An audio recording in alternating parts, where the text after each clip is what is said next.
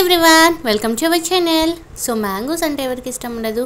మ్యాంగోస్తో క్విక్గా అండ్ ఈజీగా అయిపోయే ఒక మంచి స్వీట్ రెసిపీ అయితే చూపిస్తా. మ్యాంగో పుడ్డింగ్ చాలా టేస్టీగా ఉంటుంది అండ్ క్రీమీగా ఉంటుంది. తప్పకుండా ట్రై చేయండి.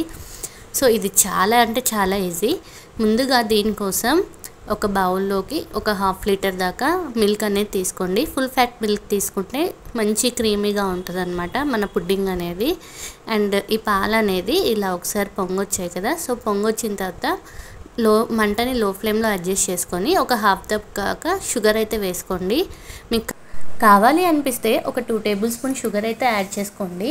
అండ్ మనం వేసిన షుగర్ మొత్తం కూడా డిజాల్వ్ అయ్యేదాకా ఇలా కలిపేసుకొని మంటని లో ఫ్లేమ్లో అడ్జస్ట్ చేసుకొని ఇప్పుడు ఇంకొక కప్లో ఒక 2 టేబుల్ స్పూన్ కార్న్ఫ్లోర్ అయితే తీసుకున్నా. మీరు దీని ప్లేస్లో కస్టర్డ్ పౌడర్ అయినా వాడుకోవచ్చు.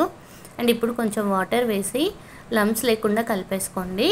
ఇలా కలిపేసుకున్న దానికి నేనైతే వెనిలా ఎసెన్స్ అయితే వాడుతున్నానండి. మీ దగ్గర మ్యాంగో ఎసెన్స్ ఉంటే మీరు అదైనా కూడా వాడుకోవచ్చు. వెనిలా ఎసెన్స్ ఏంటంటే టేస్ట్ కొంచెం బాగా ఉంటుంది అనమాట. వెనిలా ఫ్లేవర్ కూడా తగులుతుంది మధ్యలో. సో అందుకే నేను ఇది యాడ్ చేస్తున్నా. అండ్ ఇది ఇలా మిక్స్ చేసుకొని ఆల్రెడీ పాలు అనేవి బాయిల్ చేసుకున్నాం కదా, సో వీటికి ఈ మనం కలిపి పెట్టుకున్న ఈ కార్న్ఫ్లోర్ ఉంది కదా, సో ఈ మిక్చర్ మొత్తం కూడా పాలల్లో వేసి ఒక 2 మినిట్స్ అలా తిప్పుతూ ఉంటే గరిటెతో చూసారా చిక్కబడిపోయింది కదా. సో ఈ కన్సిస్టెన్సీ వచ్చిన తర్వాత స్టవ్ ఆఫ్ చేసేసి ఇది కొంచెం చల్లారించుకోవాలి. ఈలోపు మ్యాంగోని కూడా మనం చెక్కు తీసేసుకొని చిన్న చిన్న పీసెస్గా చేసుకోవాలి. నాకు ఒక్క మ్యాంగో అయితే సరిపోయిందండి ½ లీటర్ మిల్క్కి. మీకు కావాలి అంటే 2 అయినా తీసుకోవచ్చు. అండ్ ఇప్పుడు ఇందులోకి ఒక 2 టేబుల్ స్పూన్ షుగర్ అయితే యాడ్ చేశాను.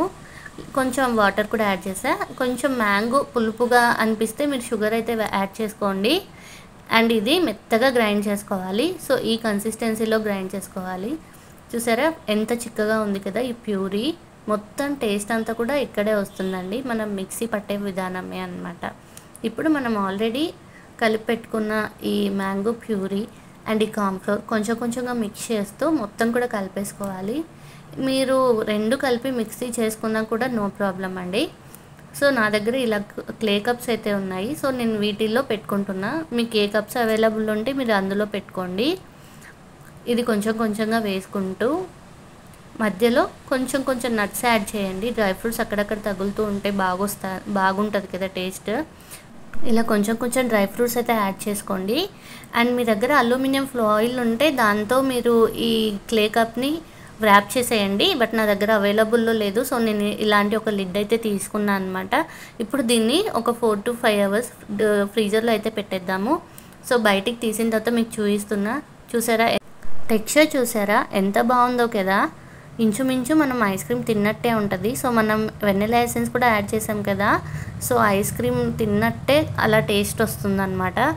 అండ్ చాలా అయితే చాలా బాగా వచ్చింది. ఖచ్చితంగా ట్రై చేయండి. ఈ రెసిపీ నచ్చినట్టయితే లైక్ చేసి షేర్ చేసి సబ్స్క్రైబ్ చేయండి. Thank you.